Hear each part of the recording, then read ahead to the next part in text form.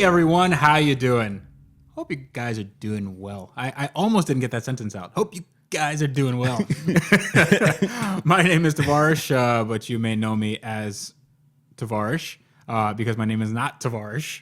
It is Freddie Hernandez. We the past couple of episodes, we've really gotten off on the right foot here. We've gotten on many feet. Many feet, sometimes hands, and sometimes faces. So you're Freddie Hernandez, a.k.a. Tavarish. A.k.a. Tavarish from the streets, a.k.a. Tav Moneybags, a.k.a.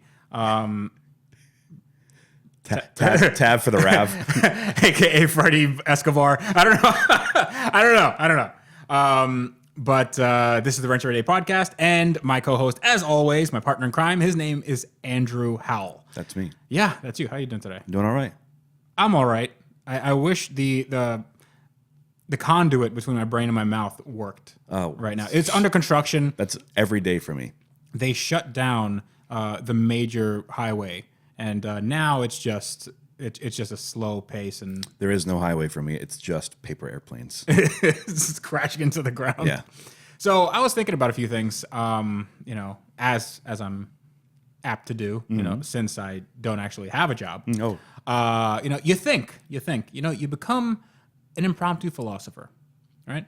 So I was thinking about cars that are underrated for under, let's say, 10 grand, or what's the average amount of down payment that you would give for a car in America? I don't know, actually. I wonder if it's proportional to the price of the car. It's actually $5,000. It's actually around. It's between $3,000 and $5,000. It is proportional to the price of the car, but the average price of a car is about $33,000. I could never imagine paying that much for a car. No, but most people don't imagine paying that much for a car, which is why they do monthly payments. I've been saying even from a financing standpoint. Yeah, but people don't think about financing. They think about monthly payments. So if it's like, well, this thing costs $150,000 or it's $200 a month for the rest of your life, they'll be like, oh, it's only $200. Like, yeah, that's how people think, because Instant gratification. Because they don't think, 10 years down the line, why am I still paying $200 a month? Because you signed a contract for the rest of your life. Ha ha ha ha. As the devil, takes his due. So I was thinking of cars you can get for around that money. Let's say $5,000, right? What can you get for $5,000 that is underrated? Because I think we've covered some, good cars, but cars that are good, but people don't really think that they're all that great. Mm-hmm. Do we have any parameters or a specific kind of car, or are we just anything? No. Just we're being as broad as possible. We have to get that SEO up. FBRX7. Oh, you know what? You're gonna default to that FBRX7. I don't think. First of all, it's not an underrated car. People think that's an underrated car. Everyone's like, I want an FD or an FC. No one ever wants an FB. Well, first of all, the FD and the FC are better cars. They just are. They just are. It depends on what you consider better. They're faster. They look better. That's subjective. You can't put looks in there. Yeah, you can. No, you can't. Yeah, you can. Because I think that the FD doesn't look that good. I like the FC. I'll give you that. Survey says. I don't care what the survey says. I don't care what other people think. I use the survey to wipe my bottle. All right, fine. I won't default to the FB. Yes, because I always default to the FB. Yeah. So what about the thing that you were talking about before in our previous podcast? What about a Previa? I mean, it serves a purpose. Sure, but people, if you see a Previa, the engine is on its side. I don't know if I want to mess with that. No, it's not that I don't want to mess with that. I don't want to mess with it at $1,000, because at that point it's going to be not good. If you buy one at $4,000, it's probably going to be all right. Maybe. Well, it's going to be. You'll have a better shot of it being okay at $4,000 than some guy going like, "Listen, you give me whatever's in your pocket, and you could take her. I'm done. I am done putting money in this pile of crap." So I think a Previa would be nice. I think that's an underrated car for what it is. What about Nissan S12?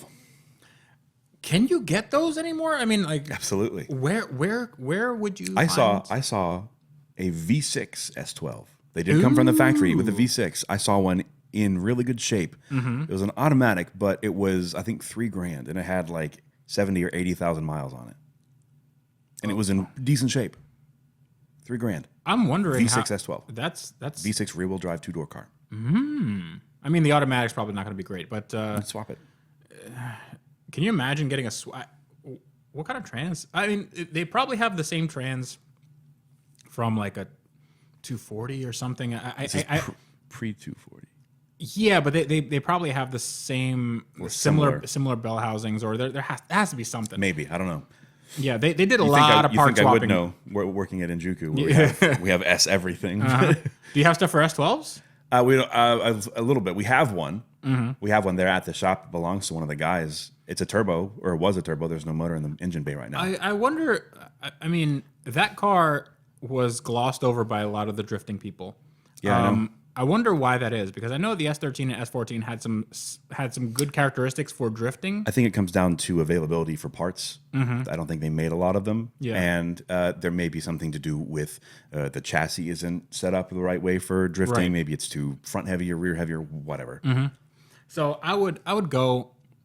You can probably get a 350Z for less than $5,000, but that's not an underrated car, Right. Because people know what that is, and that's Right, actually right. you know, in some instances it could be overrated depending on who you're asking.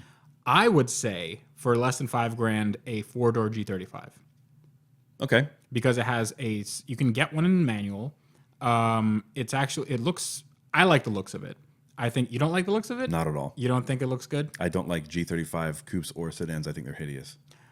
Okay, well, They came from that. the early, more words you say, the more early, my heart is aching. They came from the early mid 2000s where everything just looks cheap and plasticky.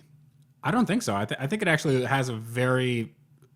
It's not a timeless design, but it's of its era, and I think it's a very forward-thinking design, and it informed that design language, informed Nissan's design language even up to the GTR, because the GTR started. They took cues from where they started with the 350Z and the G35. Yeah, which is another car I'm not really a huge fan of. Looks wise, Which the GTR, the R35. Yeah. The GTR, I'm also not a fan of. I'm not saying that it was you know. There are gotta have it, bro. There are aspects of that car that I like. Like from the back, that's a good looking car. Those iconic 4 taillights. Yeah, no, it's a good looking car from there. It's never been. It's one of those things where It's a butterface. not even a butterface. Like, I know what the car is, and if you change the front end of the car, I wouldn't want it more. I think it's just. I don't find it exciting.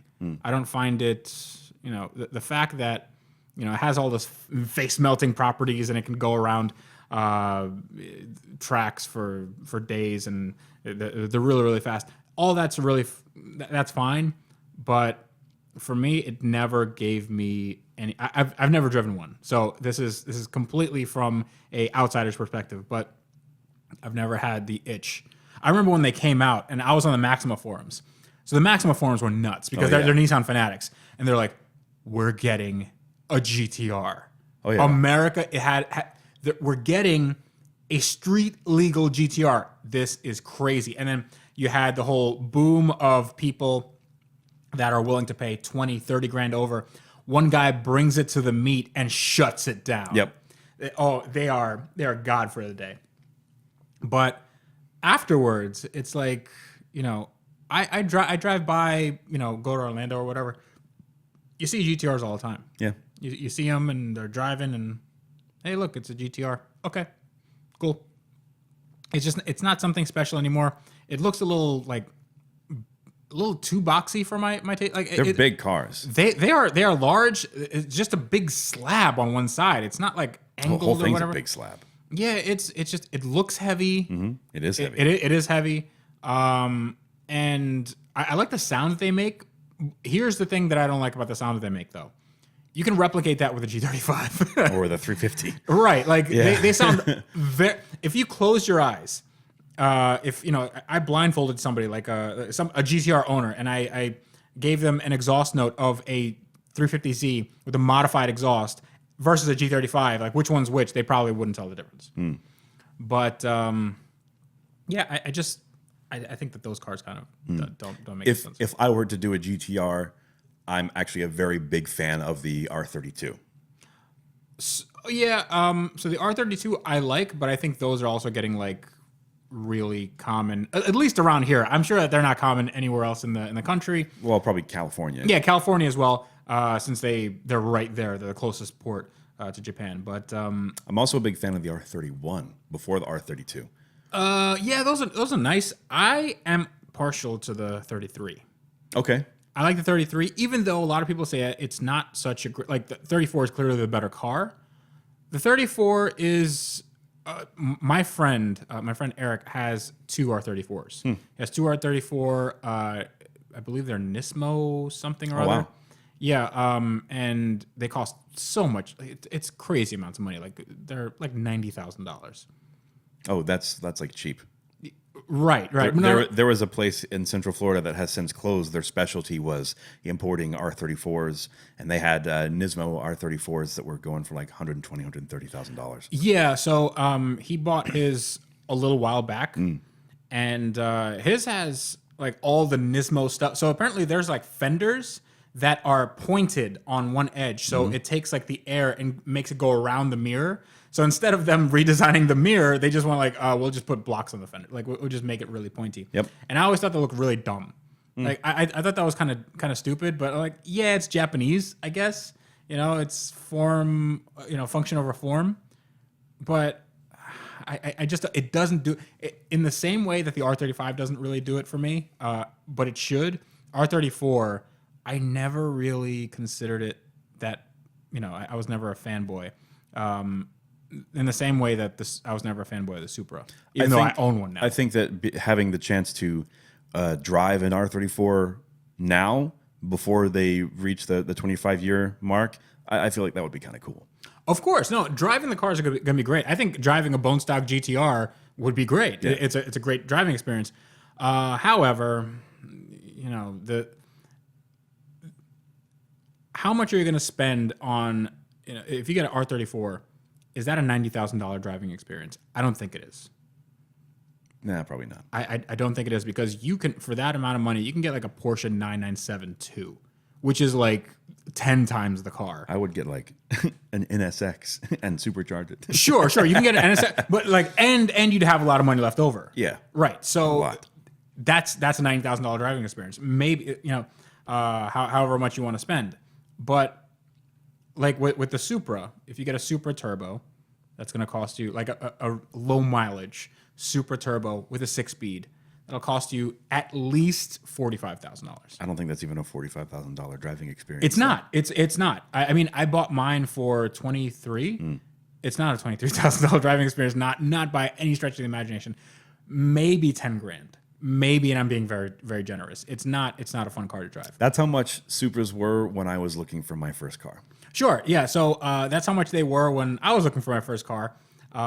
That's when they made the most sense. Yes, because $10,000 for a twin turbo sports car, 2-door. That's cool. Sure. Well, I don't think the turbos actually went for $10,000. They might have dipped there before, but I think they were like, you can find one. You can find like one with some miles on it for 15. Sure. Like for 15 to 20, you can find one now. And now it's like, I was thinking, I can find a turbo for, they'll always be around. I'll save up some money and, I'll buy like a good turbo for like 25 or something. Like, nope. The best one out there is like $100,000 for a Supra. No. That makes no sense. So you'd have to be high to consider that. Or just with more money than sense. An AMG GT, you can find a used one now for like 85.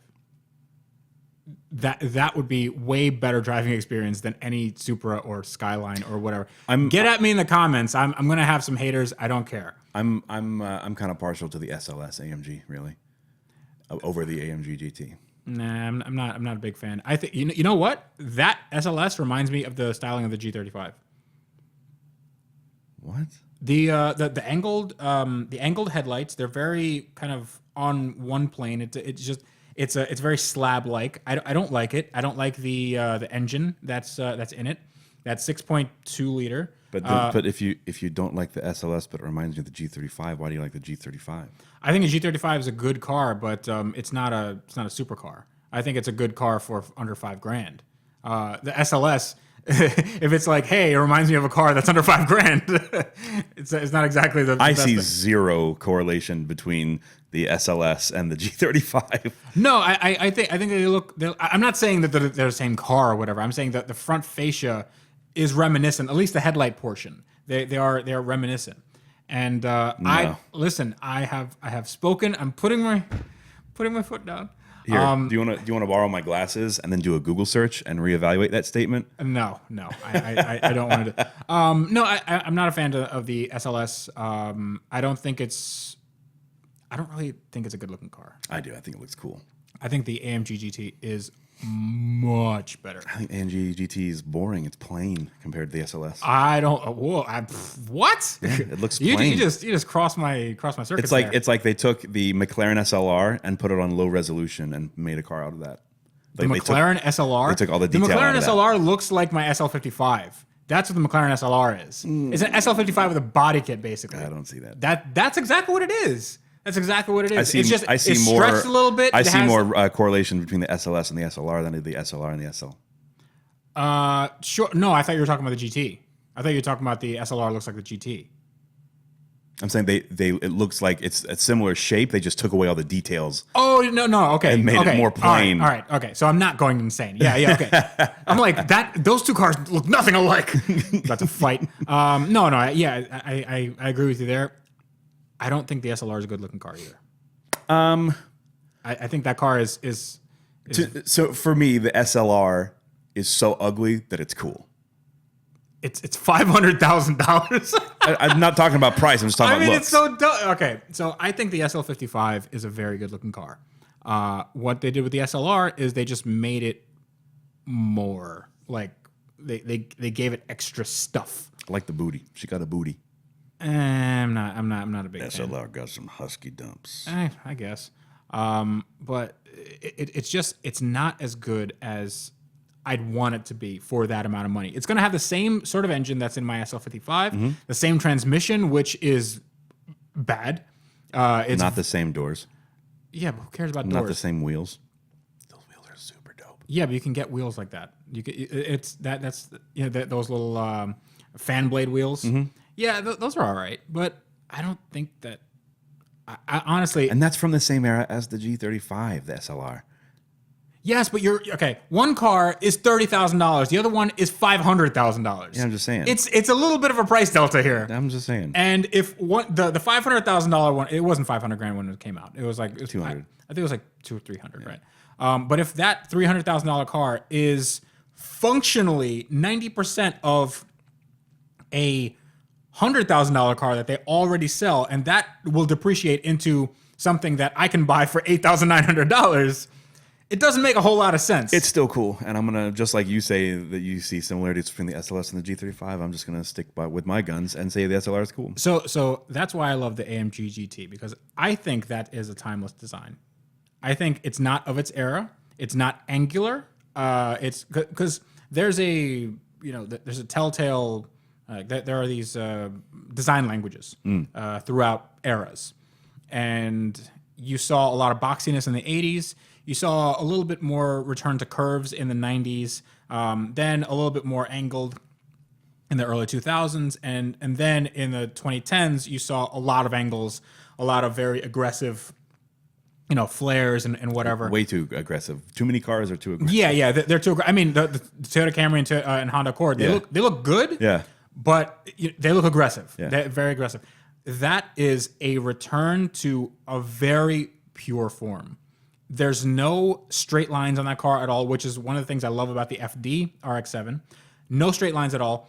And everything looks like it's just kind of formed by the function that it makes. It's very, like, the back end of that car, it's literally like a really nice waistline. So, and it has these tiny little taillights, and it makes the best sort of noise. I will agree with you. That sounds awesome. It sounds amazing. And I mean, same thing with the SLS. Like, you can't deny the SLS sounds great. Oh, yeah, man. yeah. The SLS, But Yeah, and I see where you're coming from. It's not that I dislike the AMG GT. It's just that I would prefer to have an SLS. What did you think about the GTR, the AMG GTR? Yeah. Cool. I don't know. I like the GTS better than the GTR. Yeah, the GTR is as long as the GTR is not in that stupid green color. I hate that color. It's awful. The green hell color? I don't know what that is. I don't know. It looks like crap. So I think that they made a mistake with. Well, the GTR looks a little bit weird in that I think the intakes, the bumper whatever intakes are a little too big. I don't like the grille design. It's just these big slats that make it look like it's just grinning. I really don't like that. I like the very elegant look of, let's say if you had a AMG GT or GTS, because nobody gets a GT, that's a base model, and you never get the base model with Mercedes. A GTS in like a dark red, lowered with some really nice wheels, like some HREs or whatever, and like a decent exhaust that lets you back pop and burble. For me, if I'm gonna have a Mercedes, it's gonna be either silver or black. Mercedes to me just don't look good in any color except for silver or black. So that car looks good in red. It looks good in white. There's a lot of different color choices for that. Silver or black. Listen, I have silver and black Mercedes, and I think they look great. Agree to disagree, but I own these cars, sir. Okay, I have my biases. So what other cars do you think that are? Other than we went on this crazy tangent with the G35, what cars do you think are underrated? For around $5,000. Would you say? Can you get a Mini Cooper for under $5,000? You can, absolutely. What about the base model Mini Cooper with a stick? Like a first year base model Mini Cooper. Obviously, they're going to have some growing pains and they're going to have some issues. But let's say those issues were taken care of, timing chain, all that stuff. If you have service records, but it had super high miles and you bought it for $3,500, would that be? You could get an S for $3,500. Really? Yeah, one of my coworkers at Tesla did. So what's the difference between between the S and the regular one? The S is supercharged, and the first gens. Are they always supercharged? The S's are. Okay. The first gens from 2001 or 2 to 2006. The S's are supercharged, and then you can also get the base model, naturally aspirated, gutless, sad. Like that's a GS model. Why did you buy a Mini Cooper if you're not going to get the S? Like, what's the point? No, the GS model, gutless, sad. So would that be a? What's the public perception? I mean, you've been in the Mini community. What's the perception of these cars coming from somebody? I have no idea. And actually, I was in this club before I got the Mini. They're just cute cars, and who cares? Okay. So I think that would be a really good underrated car because it's so much fun for not much money. Yeah, so with the Mini Cooper S, you would want to make sure that you stay away from the earlier years. Ideally, you would have an 05 or 06 for the first gen, the R53 chassis. Okay. Iron block, so they can take a beating. Really? Yeah. They're awesome. I did not know they still made cars with iron blocks. Yeah. You would think that a car that was made for lightweight wouldn't have something like an iron block in it. Yeah. Okay, so that's quite interesting. Other than the timing chain, are there some weird issues? It's probably not. I don't know if the first gens had timing chains. They may be belt driven. No, I think they'd have to be timing chains. There's like no room for anything. What are you gonna take out the engine for a timing belt change? No. They have to be belts. I think that they definitely had some more egregious belt issues, not belt chain issues. Okay, so what about something like a Volvo V70? No, for under $5,000, you might be running into some issues. And that era, the $5,000 V70 era, that's when Volvo was owned by Ford. Right. Yeah. Early mid 2000s. So my friend has a V70R, and he just got a 5-speed, and he took it to the shop. It was making it was driving fine, but it was making a little bit of noise. And he says, "Well, I found out what the noise was. I found out what that clunking was, and like it was apparently the axle was completely shattered. So I don't know how that happened. So he had a shattered axle, and he's also the Shattered Axle, good band name. it is. Shattered Axle sounds like a new metal band from like 2003 that was on the B side of the Daredevil soundtrack. They opened for Godsmack on the regular. Not on the regular, every once in a while when they came into town because they couldn't afford flights. Touring, Yeah, they're not a... We are Shattered Axle. It's tribal design everywhere. you look at the promo and you're like, what is that? What is it with metal bands and not wanting people to read their actual names? So that's specifically black metal bands. Yeah. So my friend, he's my friend Mike from New Jersey. He's the best guy. He's in a bunch of these black metal bands, death metal, all that stuff. Every single one of his band names is unintelligible. You cannot read it. Yeah. It's like written like somebody vomited it up or somebody just threw it on the ground. A lot of death metal bands are doing this now. It's made out of barbed wire. Like there's a really awesome meme where it's like, here's my new band name, and it's just a picture of a pile of sticks, like gnarled and dead sticks. You guys like the design for my? Yeah. You guys like my new logo? Mm-hmm. Yep. Yeah, and it's always like it's super convoluted. Like, how do you? Why don't you just write it out? And they have like strange names. Like, and I listen to a lot of these bands, like Abominable Putridity, and like Infinite Shadow. no, man, that's too simple. It's too simple. Brain Drill. Oh, all right. It has to be two things that are like both metal on their own. You combine them, they're super metal. Man, I'm totally blanking right now on the bands that I listen to because I'm being put on the spot, but whatever. Well, okay. So, you know what? I think cars should be like that. I think they should have unintelligible badges. You know, oh, you have a Lamborghini. What is that? Like, dude, I've been trying to find out for months. I mean, they kind of already did that with the Udus. With the Udus. Or the You're Us. You are us. You are us. So somebody should just put the word toys before that. Yeah, right. Toys R Us. What's like when you do Subaru backwards? You are a bus. You are a bus.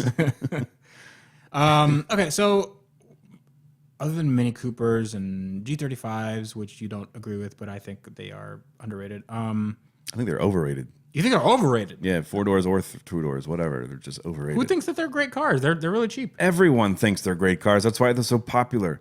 The coupes, yeah. I'm talking about the 4 doors. Nobody gives the 4 doors any love. Who has 4 doors? The VIP scene, absolutely. VIP scene has G35s. Are you kidding me? I thought they'd be into G35 has no rear leg room. VIPs is all about that, so they probably get LSs and GSs. I'm just saying, man. They're popular in the VIP scene. Okay, all right. I think we could take a few quick questions. If you guys want to send us a question, you can hit us up at iwrencheveryday@gmail.com or hit me up on Twitter or hit us up on Twitter, wrencheveryday. And I am at The Real Tavarish, but I put out these feelers every once in a while, and we get some good questions and some not so good questions, and hopefully my internet works enough that I can get these answers up. Here's one. I got one from Mitch Homer. All right. My wife pointed out how different a Canadian YouTube channel says Toyota. Here in the dead center of the U.S., we all say Toyota, the same as Andrew, who says the brand name the correct way. Tavarish, I have noticed you say it the Canadian way, Toyota. Is this all I can hear now? Where in the U.S. is the line where Toyota, I can't even say it that way, turns to the correct way, Toyota? See, okay, I have a weird inflection with saying that word. Saying what word? The word in question. Who is it that makes your Supra? The lovely people in Japan. Yeah, but what's the company name? What's the make? It's Toyota. Toyota. No, okay. So I've gotten a lot of this because when I did my super videos, people were like, "You're saying it wrong. You're saying it wrong. You're saying it." I say it Toyota. I say Toyota, but sometimes if I'm saying it like fast, I say Toyota. Toyota. Yeah, Right? Toyota. Toyota. Like when people go like, "You're saying a Toyota," I'm like, I'm not saying Toyota. I'm like Toyota. It's like Taylor Swift and Yoda at the same time. Yeah, like it's Tay Yoda. Trouble I knew you were when you walked in. Yes, that's exactly what I'm referencing. A Taylor Swift and Yoda mashup. Trouble I knew you were when in you walked did. When in you walked. when in you walked. Yes. Okay. Glad we started that off. Right. But it's just the way I say. I don't know what the cutoff is. I don't think it's a weird inflection. It's a weird way to say it. I do say Toyota. But some people say, if I say Toyota, it's just the way my mouth falls, man. Like Toyota. Toyota. Like Toyota. It's weird. I have to put more effort into saying it like that. But I can't be bothered. It's like saying, if I say I have a Porsche, people go, it's a Porsche. It is Porsche. It's Porsche. I know it's Porsche. I've been to the Porsche factory. But guess what? I've called it a Porsche. I've called it a Porsche to their faces, and you know what? They didn't care. They did not care. I mean, which Porsche factory did you go to? The one in Atlanta or the one in Germany? Leipzig in Germany. Yes, it's probably because they are German and they don't. The stupid American doesn't know anything. Yeah. One in Leipzig in Germany. Here's a good one, and I feel like we're either going to agree on this or we're going to totally. Is disagree. it a long one? Because we're running a little on the fumey side. Hey, here it's fine. People want longer episodes. It's what the people want, Freddie. It's not what the people want. It's what I want. It's my birthday. Okay, what? It's not your birthday. Is it your birthday? No. Okay. Do you know where my birthday is? I sure don't. Okay, good. We will keep it like that. It will right. be an enigma and a riddle and an all wrapped in one.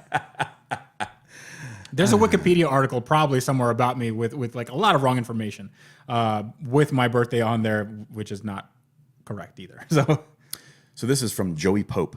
Okay. From J Pope. From J Po. Can you explain the difference between an SUV and a station wagon? We have bought a couple of SUVs lately, and every time we get the title, it says station wagon. So my wife looked it up, and it is a little blurry, the line between the two of them. So different states have different designations for stuff. Yep. Sometimes you have. But we're not talking about states. We're talking about personal preference. Or personal definition. I can answer this very clearly. Ground clearance. Yes. That's it. Ground clearance and station wagon typically has a D pillar, whereas SUVs only usually, I think, have C pillar. C pillars. Sometimes they have a D pillar, but I do notice that not a lot of. Well, actually, some SUVs do have a door that the hatch that opens up. But I know station wagons usually have a hatch. Mm-hmm. Well, that's also not consistent because you can get like a Roadmaster that opens up all weird ways. I love Roadmasters. Roadmasters are great. They're so awesome. You can drive through a house. It is the house. Yeah, it is. Yeah. Can we do a Roadmaster build? Why are you even asking? Why don't you just do it now? Yeah, of course. It's an LT1 from the Corvette, basically. We need to make a Roadmaster, and we need to make it scary. What do you mean? Imposing. It's already scary and imposing. imposing. But we need to like up that. Well, here's how you do it. You take a bone stock Roadmaster and you smear a bunch of blood on it to make it look like you just ran through a crowd. It's not a Mustang. I know, but it's the master of the road. First of all, that's a great name. It is. The Roadmaster? Here's what I'm thinking for a Roadmaster. I am the Roadmaster. Are you the gatekeeper? You do a manual swap. Mm-hmm. That's the first. You paint the whole thing black. Mm-hmm. You put on some black wheels that are really wide. Right. Like a deep dish. Really aggressive looking wheels and tires. Mm-hmm. Maybe some over fenders. Yeah. Light bar. Right. For added intimidation. Straight pipe. Mm-hmm. A really lopey cam to give it some serious chop. Yeah. Mm-hmm. Yeah. And then really dark tint on the windows. Okay. So a murdered out Roadmaster because it's just murdered out.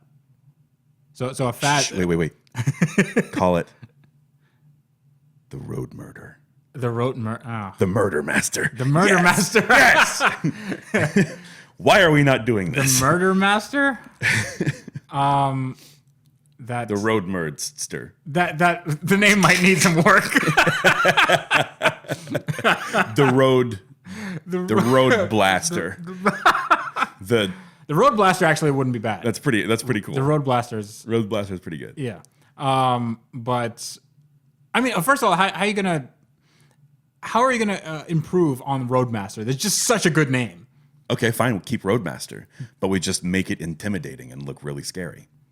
Like, let's imagine if Kaisel Salim did a rendering of a Roadmaster, make that into real life. The thing is, a lot of people want, like Chris from BS for Build, he's like, I want to make basically a Kaisel Salim artwork. For those of you who don't know who Kaisel Salim is, Google him. He is a very good artist, a composite, like a Photoshop composite guy. He's moved into 3D modeling now. 3D modeling. I mean, he works at EA, I believe. No, he works for Ghost Games. Ghost Games. Okay. Yeah. But yeah, he's really good. You've probably seen the Back to the Future renderings with like the Pantera. I actually wrote an article about him on Jalopnik, and I think that helped him get a job or something, but it was a while ago. And Chris from BS for Build, he said, I want to make a car that looks like Kaisel Salim. The problem is those cars are impossible because there's a lot of stuff on there. Some of them are impossible. Some of them are plausible, but you'd need a pretty steep budget to pull it off. Of course. He did an SL55 that was like a stripped out, like a DTM race car, Yes. but also it was like some futuristic thing. Yes. The Focus ST that he did, the rendering he did of the ST is like really cool. Too. Yeah, dude. All of them are really good. All of them are, yeah. Yeah. So, he actually draw a lot of inspiration for the stuff that I do at Injuku. A lot of the stuff I draw inspiration from his artwork. Cool. But yeah, to make a Roadmaster version of that, it would probably include a lot of redesigning everything. Well, I think we could probably pull it off with just, cutting some big holes in the fenders, slamming it on the ground, and then putting some over fenders on it with some just like stupid wide, stupid deep wheels. Sure, but you need to. That probably has a frame, doesn't it? If it has a frame, then it needs to be chopped, channeled. You have to run it through the car. It requires a lot of work. I mean, you'd probably be $100,000 into this Roadmaster, just to have it be, no, it's the Broadmaster. I don't know. No, you just put wheels with an offset that's really crazy, to where you just cut the fenders and put it on airbags, and you're good to go. I'm sure it would be low enough to achieve the look. Yeah, but then you have something that's undrivable. Airbags? No, you ever? How many cars have you driven on airbags? Well, none. Yeah, I've ridden in cars with airbags. They're not great. Well, I mean, Roadmaster stock suspension isn't exactly track tuned either, so I don't know. I'm not saying track tune, but you want to be master of the road, not be like, oh, my thing is a little bouncy. It's a boat. It is. You can't be a master of the road. Okay, in all a right, boat. all right, fine, we'll do it. We shall do it, and it should be awesome. It will be awesome. I don't want it to be murdered out though. I don't like that. I don't like that bad. Why not? I think it's dumb. No. I think murdered out is dumb. It went out.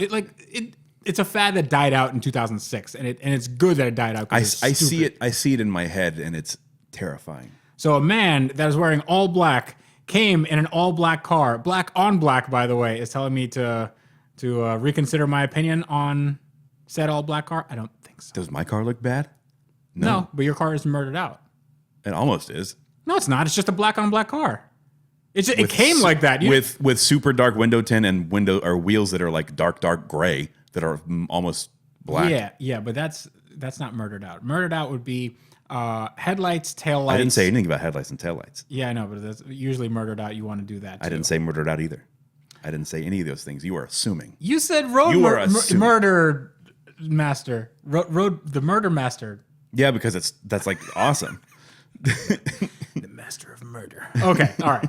I think that's gonna be about it. If you guys want to ask us questions, then you can do so at iwrencheveryday@gmail.com and send us stuff that you've been working on. Like this video for Murder Master. Yes. Like this video and Thumbs up for Roadmasters murdered out. We will get a terrifying Roadmaster going. Yes, we will do that in the next episode. Yeah?